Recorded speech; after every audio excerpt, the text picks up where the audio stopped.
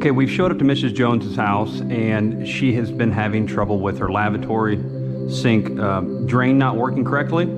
So what we'll do first is we want to reproduce the symptom that's going on before we do anything. So that's one of the most important things. We'll have a conversation with Mrs. Jones, kind of what's been going on, has this happened before, things of that nature, right? Of course, at this point, we would have our booties on when we're stepping in the home. In this example, I'm going to be outside of the home here, walking up and down. So I'm going to go ahead and show you what you would do. You basically show up to Mrs. Jones, have that conversation, and then you want to recreate the symptom. Points to bring up here: 9 times out of 10, the blockage on a lavatory is typically in the tailpiece, and it's typically in the trap. Usually not the waste, the fixture drain itself. See, I've very quickly already replicated the symptom here. We can see that it's blocked. So now what we'll do, just to double verify, is we'll come over here and flush some other fixtures. Even though this is a lower flood rim, right? We're in the same bathroom in theory. We're gonna check all the fixtures in that bathroom group. We're gonna run the tub here, make sure it's draining fine, make sure it's not holding water, and then we have a good understanding of what's going on here. We understand that the blockage is somewhere between here and somewhere down that fixture drain, P-trap or tailpiece. And our next step is to go ahead and clean that. So we'll have our interaction with the customer, and then we'll set up to get it cleaned. Okay, now we're all prepared to take care of our lavatory blockage. There's a few things to note here that you'll need to do your lavatory blockage. Again, like mentioned, most of these blockages are at the tailpiece down here, or they're typically in the trap way. This is an 1.25 inch trap. Highly likely that you have a blockage here, but we're still going to prepare and go ahead and run the cable for the customer because they're paying for our services. And let's just go ahead and get the cable down there, right? So that's something to take into consideration there. So that's why it's good to have this here with you. So now, I don't prefer hitting a blockage with the plunger and then walking away, but you could definitely hit it with the plunger to get the water out of the trapway. That way you have less water in your pan when you take your trap apart, okay? So this is good to have around. We're gonna obviously have a drain machine that you are educated on.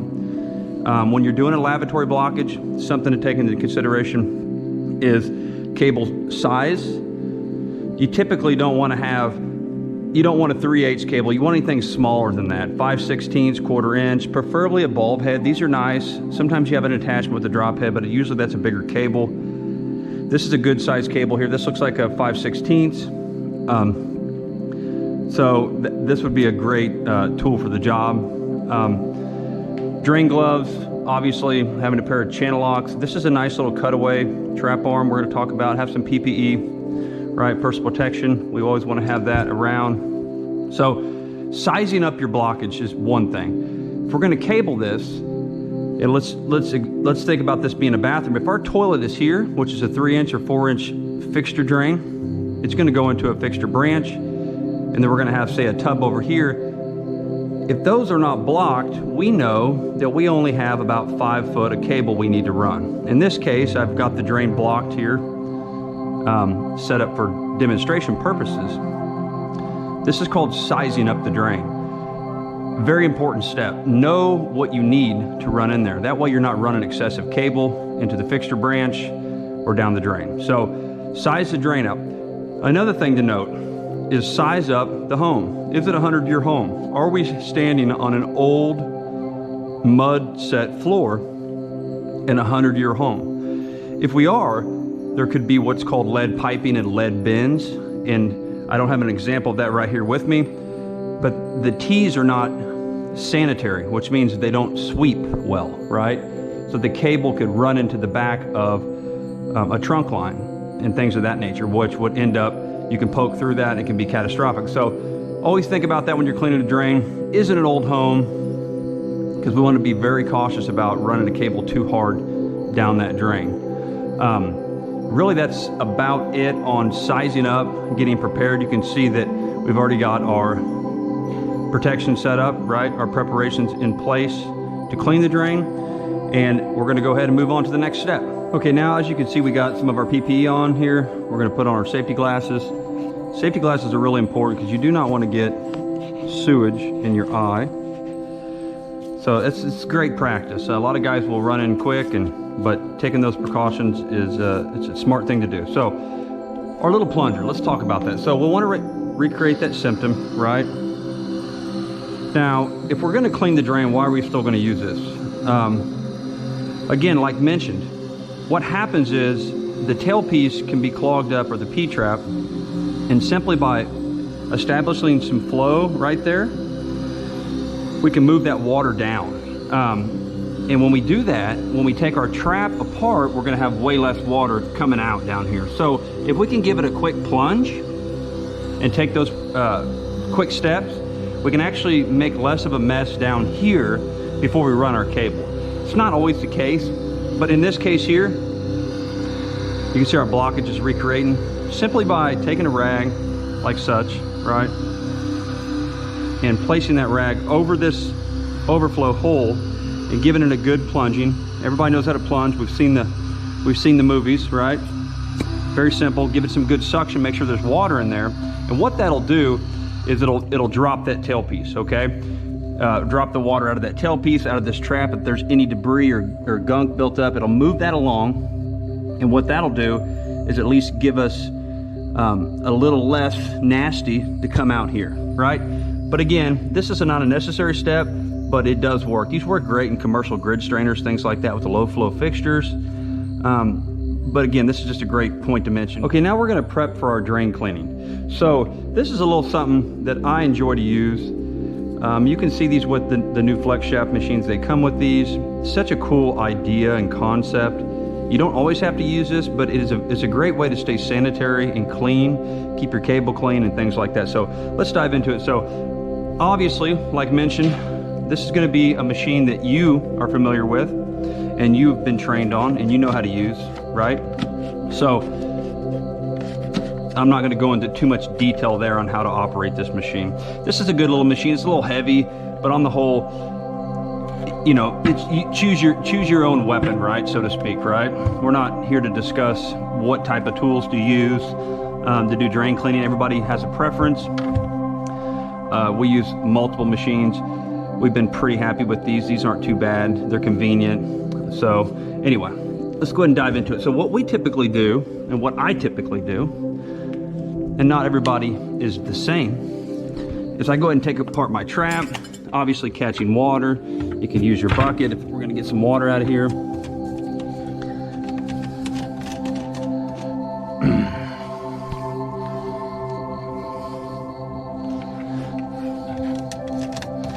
Get our trap apart here. This is an 1 1/4 inch trap. Somebody put it on pretty good. So it's all about staying as clean as possible, right? There's no diamond rings in there, I'm sure. And then what we're going to do is go ahead and take apart our trap arm here.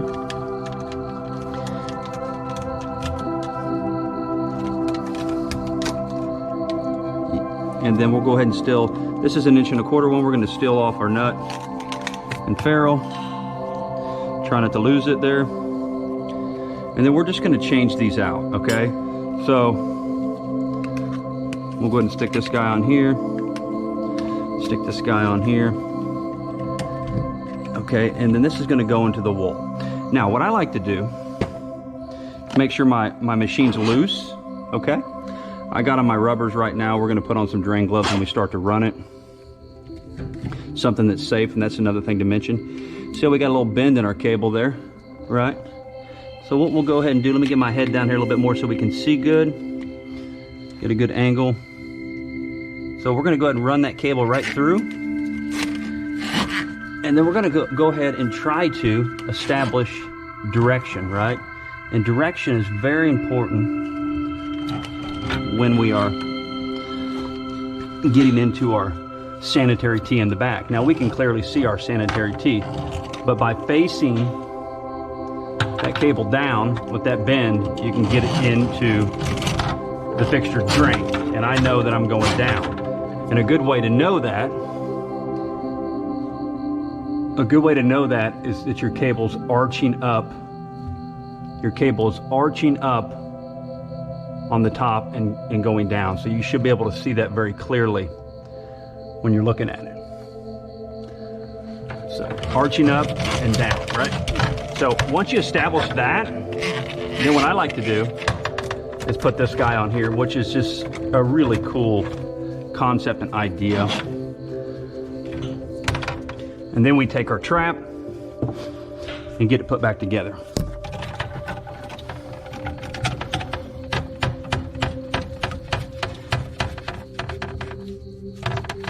And it kind of appears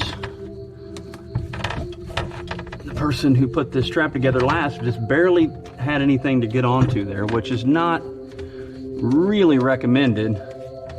You want to always put a slip joint extension tube on there if you can, to be safe and prevent leaks, but it looks okay. So again, this is temporary what we're doing here, but it's a great concept. I find it to work very well to allow you to recreate the symptom when you're cleaning the drain and keep your cable clean as well while you're working. So then you also know when your blockage opens.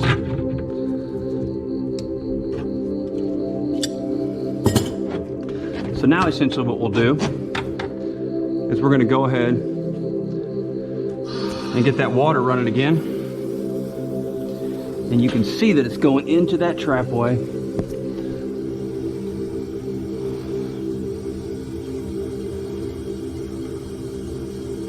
And it's going to start to overflow. And that's exactly what you want. Now our drain pan's here for extra precaution.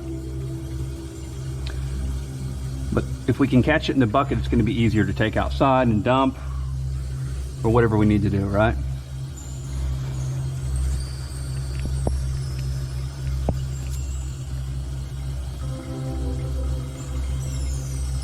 Again, the idea is to recreate that symptom and then run the drain. Just go ahead and grab a drain glove. We're going to do our left hand. We don't need it on our right hand.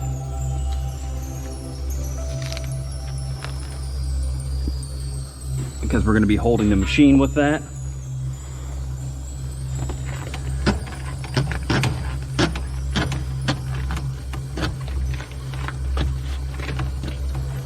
Just a cool machine though. This is a great machine. It does a pretty good job. And again, 5/16 or 1/4 inch cable.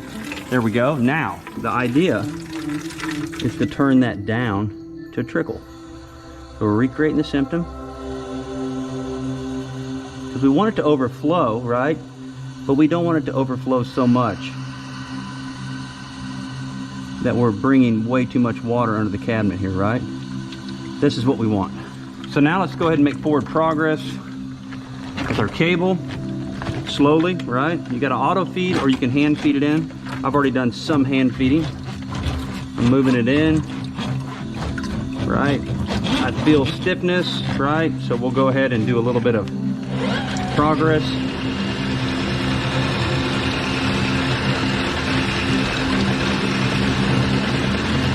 Slowly feed it in. You can see we still have water trickling, which means we are not to the blockage yet.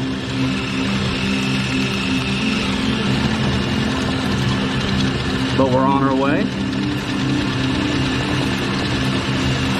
Nice slow progress. Now it feels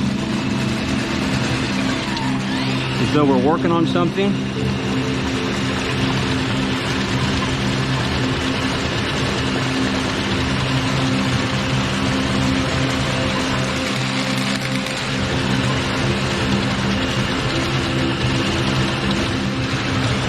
The idea is to get the water to slow down. So we're actually cleaning that pipe really good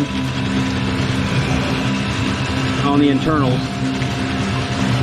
Banging up the walls of the pipe, allowing that little bent head to scour the pipe.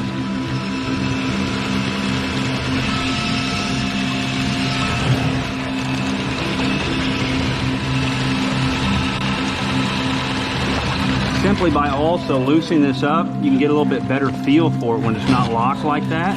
You can feel the freedom of the cable, which is always vital when you're cleaning the drain. You want to feel the freedom of the cable.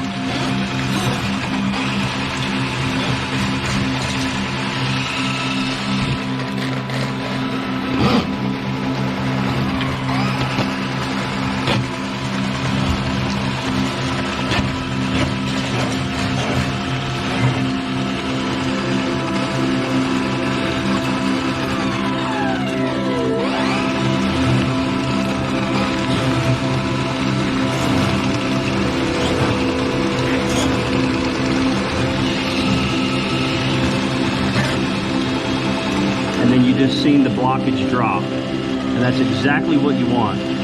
So let's get in there a little closer and take a look. You can see that there's no more water trickling over. We've ran our cable back and forth, scouring the pipe, right? But we still have, if you look up here, our water's running. So this is a great example of how to keep your cable clean and keep things not as messy. It's not easiest to set up, but what you do in this case is, again, like you said, you're running water over this cable now. So we got our drain flowing really well. So we'll go ahead and run that cable out the full length that we ran it. Okay, and now what we're gonna do is we're gonna retract it with the water running. So this is a great spot to sanitize and clean your machine on the way back. So let's just make a little adjustment here to the camera here. So this is a great time now to just loosen up and do an auto, instead of auto feeding it back, you can go ahead and dry your cable, which is very important. A lot of people don't do this step, but if you dry your cable on the way back, what you're gonna do is you're gonna prevent rust getting in there, and it'll extend the life of the cable. It'll also allow, when you're in the next home, to not bring a nasty mess into the home. So what you're doing is you're taking care of it now instead of bringing it into someone else's home. And as you can see, we have water running. We can even kick it up a little bit more, and it probably still won't overflow. You see that trap arm down here? Let's see if I can get a good angle on it. The trap arm, see how it's got water in it, but it's not overflowing. That means we got good flow established in our system here now for the lavatory.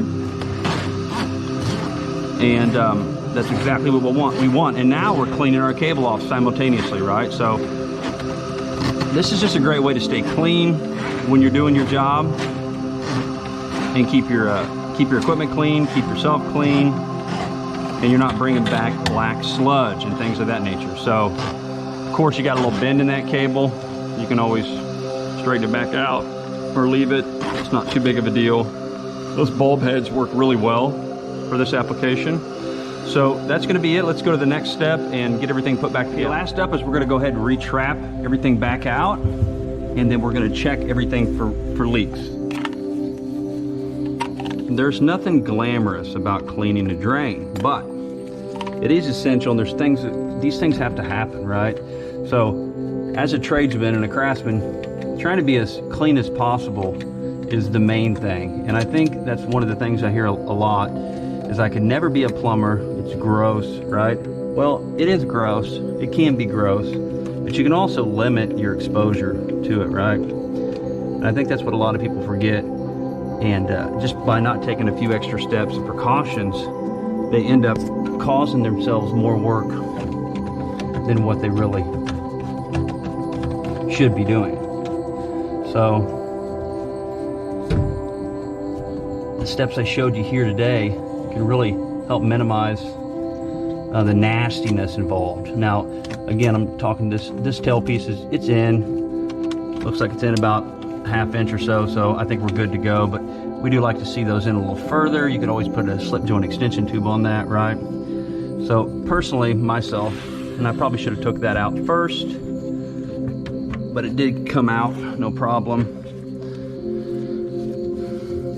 Personally, I like to, and this is a great spot to use your rags for cleaning up, wiping stuff down, as long as it's not nasty, right?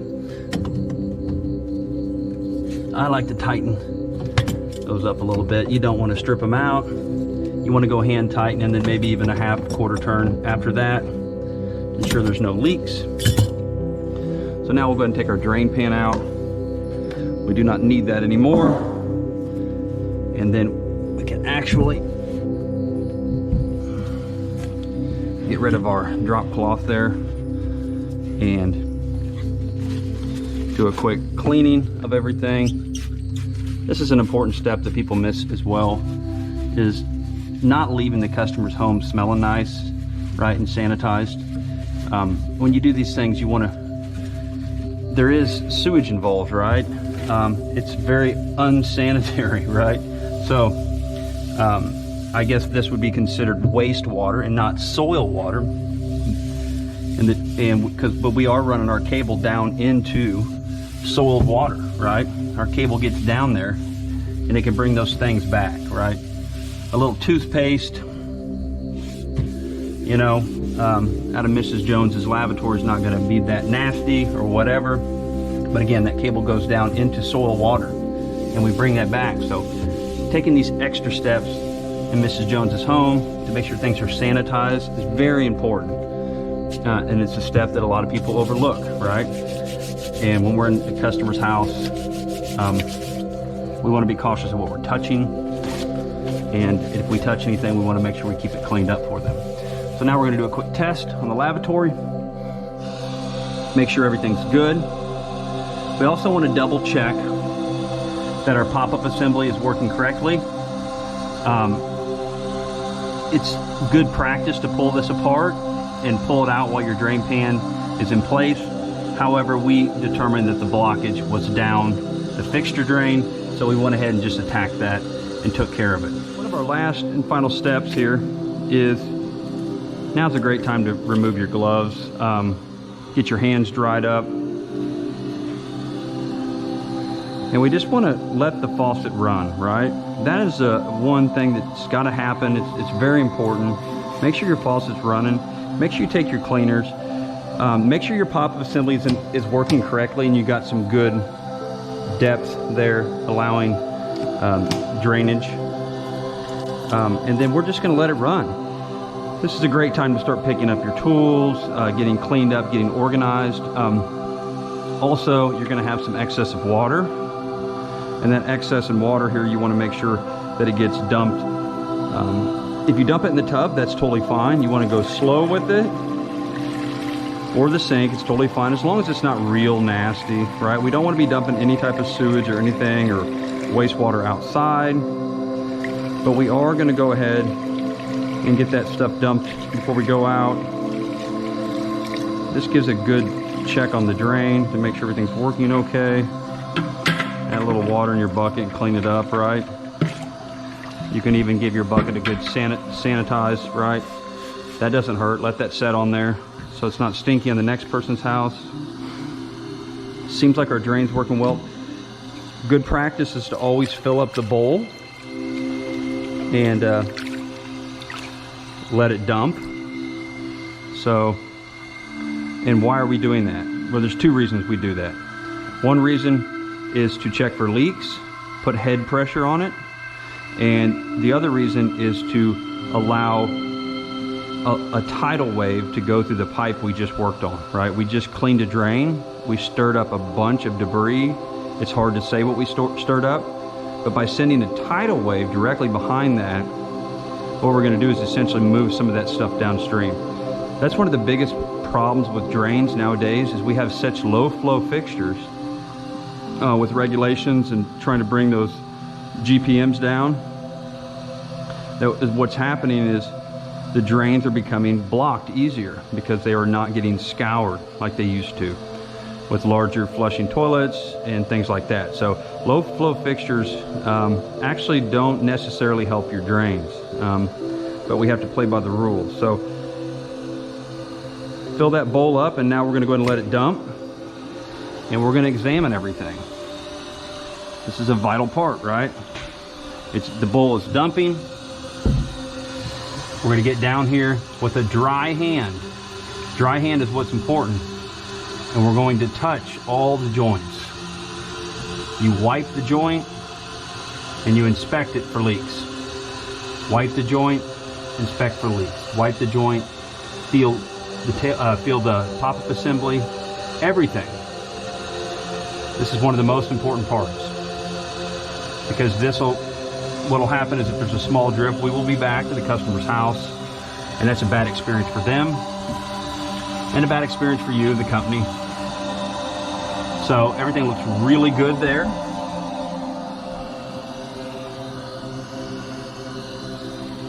So now our last thing is to go ahead and give a final clean down of everything, right? The customer really appreciates this.